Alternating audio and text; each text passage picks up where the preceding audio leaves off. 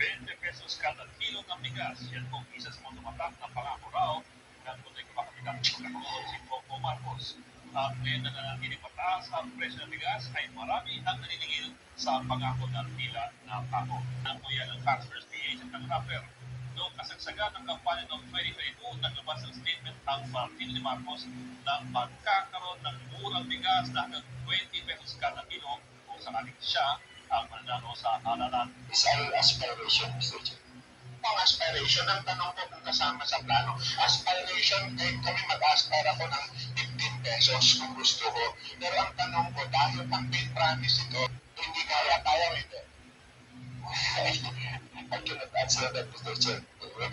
Plano kasi obvious naman hindi kasama sa plano. Ang point ko lang, huwag tayong magbulan dito, Mr. Chair. Kung wala, di wala.